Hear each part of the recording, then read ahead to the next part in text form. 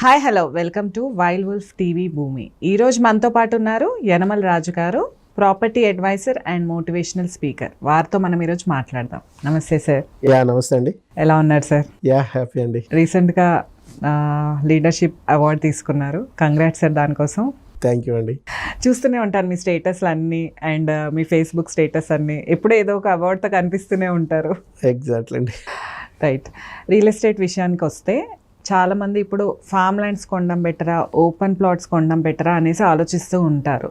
So మీ విషయం, మీరు మీ అవగాహనతో ఏది బెటర్ అని చెప్తారు? అంటే ఇక్కడ స్ట్రైట్గా ఓపెన్ ప్లాట్ బెటరు లేకపోతే ఫామ్ ప్లాట్ బెటర్ అని చెప్పడం కుదరదు.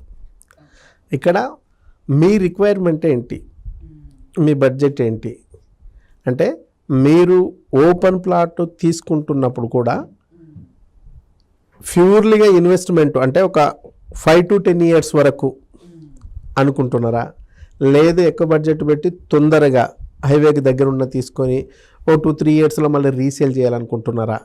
ఈ అంశాల మీద డిపెండ్ అయ్యి మనం ఫామ్ ప్లాట్ బెటరా లేకపోతే ఓపెన్ ప్లాట్ బెటరా అని మీరు చెప్పొచ్చు.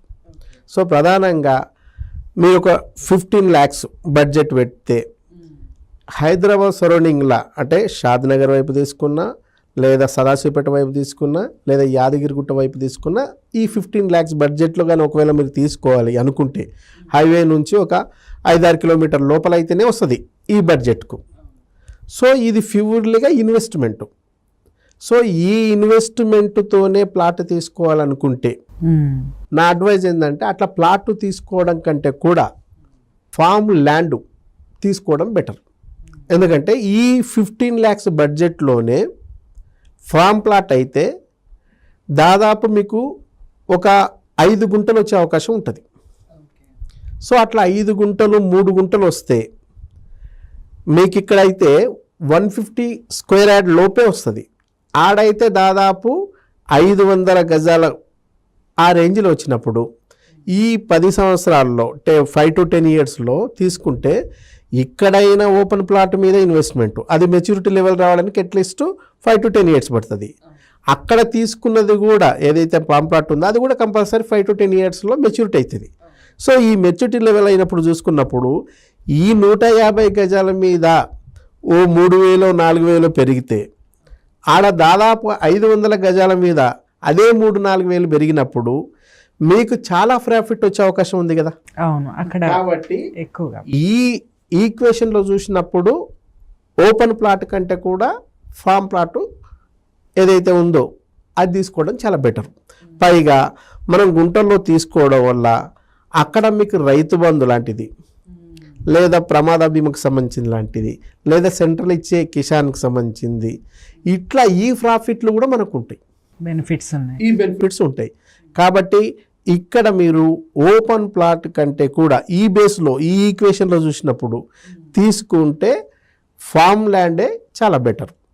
దాంతోపాటు మీకు ప్రధానంగా ఈ 5 గుంటలు లాంటి దాన్ని ఏదైనా ప్లాన్ చేసుకోగలిగితే అక్కడ మీరు మొక్కలు లాంటివి కూడా పెట్టుకోవచ్చు, లేదా ఎవరైనా చిన్నపాటి రైతు పక్కల వాళ్ళతో మాట్లాడుకోగలిగితే దాన్ని కూడా రెంట్కి ఇచ్చుకోవచ్చు, అది మామూలుగా కౌలుకి ఇచ్చుకోవచ్చు.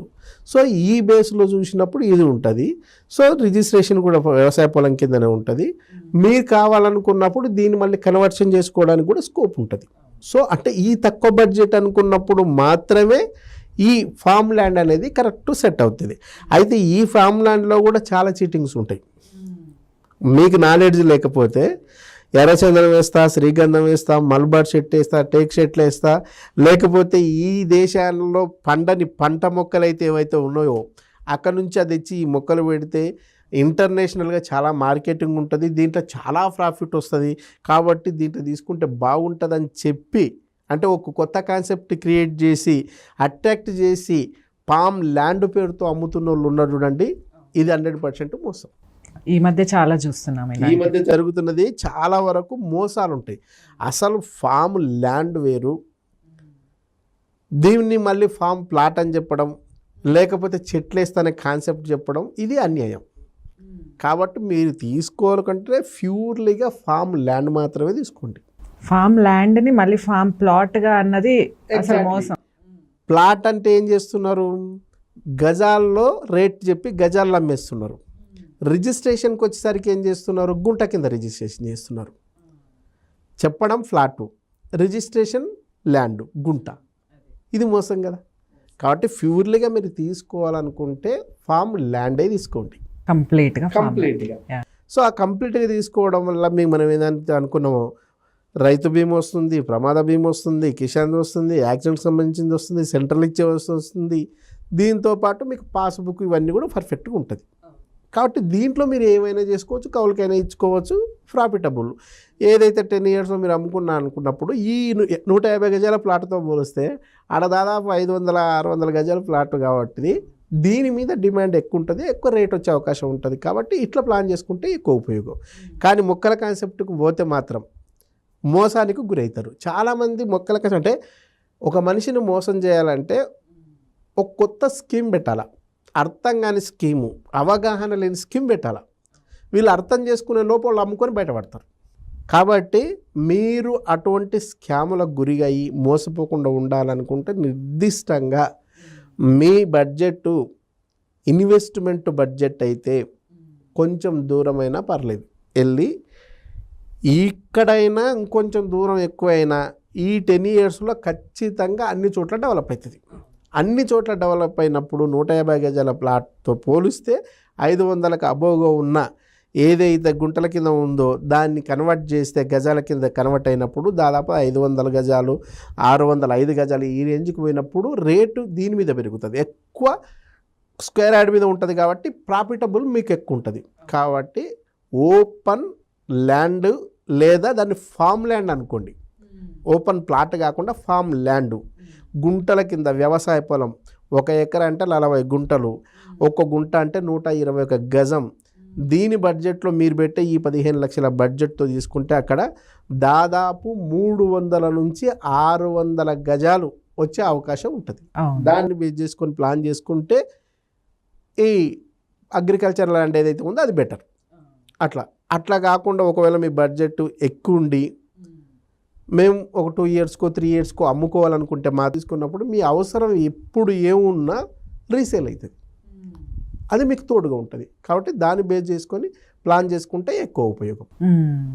సో ఎక్కువ బడ్జెట్ అన్నప్పుడు ప్లాట్ తీసుకోమంటారా సార్, ఫామ్ ల్యాండ్ పైన ఇన్వెస్ట్ చేయమంటారా? ఎక్కువ బడ్జెట్లో కూడా మీకు క్లారిటీ అంటే ఎక్కువ బడ్జెట్ ఉన్న కూడా ఫామ్ ల్యాండ్ తీసుకోవడంలో తప్పేం లేదు. ఎక్కువ బడ్జెట్ ఉన్నప్పుడు ఫామ్ ల్యాండ్ అంటే ఎకరాల కిందకి వెళ్తాం. ఎకరాల కిందకి వెళ్తే కూడా కొంచెం రోడ్ బిట్ లాంటి ప్లాన్ చేసుకున్నాను అనుకోండి, ఏడ తీసుకున్నా సరే రీసేల్ అవుతుంది. అట్లా అంటే మీరు పర్ఫెక్ట్గా గుర్తుపెట్టుకోవాల్సింది ఏంటంటే తక్కువకు వస్తుందని చెప్పేసి ఇన్వెస్ట్మెంట్లో ఎక్కువ ప్లేస్ తీసుకొని 2 yearsకే అమ్ముకుంటా అంటే వర్కౌట్ కాదు. ఎందుకంటే దానికి ఇంకా మెచ్యూరిటీ లెవెల్ రాలా. మెచ్యూరిటీ లెవెల్ రాకముందే నువ్వు రీసేల్ కోరుకుంటే అప్పుడు నీవు ఇబ్బంది పడే అవకాశం ఉంటుంది, అంత ప్రాఫిట్ రాకపోవచ్చు. ఎగ్జాక్ట్లీ. కాబట్టి మీకు ఒకటే తీసుకునేటప్పుడే మీకు ఏదైనా కన్ఫ్యూజ్ ఉంటే ప్రాపర్టీ కన్సల్టెంట్ ఎవరైతే ఉన్నారో, అడ్వైజర్స్ ఎవరైతే ఉన్నారో వాళ్ళ దగ్గర డిస్కషన్ చేయండి. ఎందుకంటే they are expert in that. చాలా డీల్ సంబంధించిన మీ ఫీల్డ్లో మీరు ఎక్స్పర్ట్, కానీ ఈ రియల్ ఎస్టేట్కి సంబంధించిన దాంట్లో మీరు ఎక్స్పర్ట్ కాదు కదా. కాబట్టి ఎక్స్పర్ట్ తోటి ఒకసారి కూర్చొని మీ రిక్వైర్మెంట్ ఏంటి, మీ బడ్జెట్ ఏంటి, దేని అవసరాల ప్రాతిపదికన తీసుకుంటున్నారు, ఎప్పుడు అమ్మేయాలనుకుంటున్నారు, ఇవి డిస్కషన్ చేస్తే కరెక్ట్ సజెషన్ ఇవ్వడానికి అవకాశం ఉంటుంది. కాబట్టి ఫామ్ ల్యాండ్ మంచిది, అది కూడా మీ రిక్వైర్మెంట్ మీద డిపెండ్ అయి ఉండాలి. ఇప్పుడు ఒకవేళ 1/2 ఎకరనో ఎకరనో తీసుకున్నారనుకోండి, దాన్ని కాపాడడానికి ఎవరు ఉండాలి? తీసుకెళ్ళి ఒక జంటను అక్కడ పెడితే వాళ్ళు వ్యవసాయం చేస్తారు. వ్యవసాయం లాభసాటే కాదు కదా, కానీ మీరు తీసుకున్న పర్పస్ వేరు కదా. కాబట్టి అలాంటప్పుడు మీరు 1 ఎకరా 1/2 ఎకరా ఇండిపెండెంట్గా తీసుకుంటే మళ్ళీ దాన్ని కాపాడుకోవడం కూడా కష్టం. అదే మీకు ఫామ్ ల్యాండ్ ఉందనుకోండి, వాళ్ళు ఒక 50 ఎకరాలు 100 ఎకరాలు ప్రొక్యూర్ చేసి ఉంటారు. దాంట్లో మీరు ఎకరా తీసుకున్నా, 1/2 ఎకరా తీసుకున్నా, 1/4 ఎకరా తీసుకున్నా, 5 గుంటాస్ తీసుకున్నా సెక్యూరిటీ ఉంది అక్కడ. సో మీ ప్రాపర్టీకి సంబంధించింది లేదు, మీరు రేపు వీకెండ్ లాగిపోయి ఎంజాయ్ చేయాలనుకున్నా కూడా దానికి సెక్యూరిటీ ఉంది, వాళ్ళు మీరు వెళ్ళి రిఫ్రెష్ కావచ్చు. ఈరోజు స్వచ్ఛమైన గాలి లేక చాలామంది ఇబ్బంది పడుతున్న వాళ్ళు ఉన్నారు.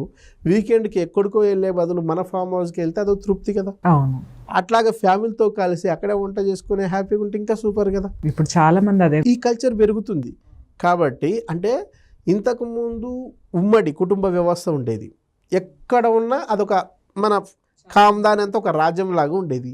ఇప్పుడు అన్నీ కూడా న్యూక్లియర్ ఫ్యామిలీస్ వచ్చిన తర్వాత హస్బెండ్ వైఫ్, ఒక పాప ఒక బాబు, ఈ నలుగురు మొహాలను చూసుకుంటూ ఏమి ఎంజాయ్ చేస్తారు? సో స్వచ్ఛమైన గాలి కూడా లేక హైదరాబాద్ లాంటి ప్రాంతాల్లో ఇబ్బంది పడుతున్న తరుణం ఉంది కదా. కాబట్టి ఈ వీకెండ్ అంటే కుటుంబ వ్యవస్థ బలపడాలంటే కూడా నలుగురు కలిసి ఉంటేనే ఆటల్లోనో పాటల్లోనో జోకుల్లోనో షేరింగ్లోనో కేరింగ్లోనో ఒక సండేనో సాటర్డేనో కలిసి ఉంటేనే మరింత బలపడుతుంది. అట్లా కాకపోతే ఇప్పుడు వచ్చిన ఏదైతే సామాజిక మాధ్యమాల్లో సోషల్ మీడియా ఏదైతే ట్విట్టర్ కుక్కర్ ఇవన్నీ వచ్చిన తర్వాత ఆల్మోస్ట్ ఆల్ ఫోన్లతోనే సహజీవనం చేస్తున్నారు చాలామంది జనాలంతా. సో ఈ ఫోన్లతో సహజీవనం చేస్తే కుటుంబ వ్యవస్థ ఎట్లా బలపడుతుంది? బంధాలు ఎట్లా బలపడతాయి? బంధుత్వం ఎలా బలపడుతుంది? కాబట్టి అట్లీస్ట్ ఈ వీకెండ్కి ఇటువంటి దాన్ని కూడా ఎంజాయ్ చేయడానికి బలపడడానికి అవకాశాలు ఉంటుంది. కాబట్టి అది ఎక్కడో పోయే బదులు మన ప్రాపర్టీలోనే ఎంజాయ్ చేస్తే ఇంకా హ్యాపీ కదా. అవును, మన పల్లెటూరులో అంటారు, అరే మన పొలంలో కారం పొడితో తిన్నా ఎందుకు మస్తు టేస్ట్ ఉంటుంది. చికెన్ బిర్యానీలో తిన్నదానికంటే కూడా పంట పొలంలో మన పంట పొలంలో గోంగూర పచ్చడితో తిన్న అత్యంత అద్భుతంగా అనిపిస్తుంది. గట్టు మీద కూర్చొని గట్టు మీద కూర్చొని తింటే ఎంత హ్యాపీ అనిపిస్తుంది. మన అనే ఫీలింగ్ ఉంటే మైమర్చిపోతాం, కాదనిపిస్తే ఏదైనా ఇబ్బంది అనిపిస్తుంది. కాబట్టి దీన్ని కూడా అట్లా కూడా వాడుకోవచ్చు. మీకు స్పష్టమైన అవగాహన ఉండాల్సింది ఒకటే ఏంటంటే మీ రిక్వైర్మెంట్ ఏంటి, మీ బడ్జెట్ ఏంటి, తర్వాత ఎప్పుడు అమ్మేయాలనుకుంటున్నారు, ఏ పర్పస్తో తీసుకోవాలనుకుంటున్నారు, లేకపోతే ఇప్పుడు తీసుకున్న దాని మీదనే మళ్ళీ ఇన్కమ్ ఏమైనా జనరేట్ కావాలా, అటువంటి కాన్సెప్ట్ కూడా చాలా ఉన్నాయి. సో ఏదైనా ఇన్వెస్ట్మెంట్ పెట్టాలనుకున్నప్పుడు 1-4 సార్లు ఎక్స్పర్ట్స్తో మాట్లాడిన తర్వాత నిర్ణయం తీసుకుంటే మీ అవసరాలకు ఉపయోగపడుతుంది. లేకపోతే మీకున్న కొద్దిపాటి జ్ఞానంతో పోతే సొంత నిర్ణయాలు తీసుకుంటే ప్రాబ్లమ్స్, సొంత వైద్యం వంటికి మంచిది కాదన్నట్టు ఉంటుంది కొంత. అది కరెక్ట్. కాబట్టి అట్లా ప్లాన్ చేసుకుంటే ఎక్కువ ఉపయోగం. సో బడ్జెట్ని బట్టి వాళ్ళ రీసేల్ ఏమనుకుంటున్నారు దాన్ని బట్టి స్పష్టమైన అవగాహన లేకపోతే ఒక ఎక్స్పర్ట్ని కలవడం మంచిది. సో ఖచ్చితంగా ఫామ్ ల్యాండ్ తీసుకోవడం మంచిది.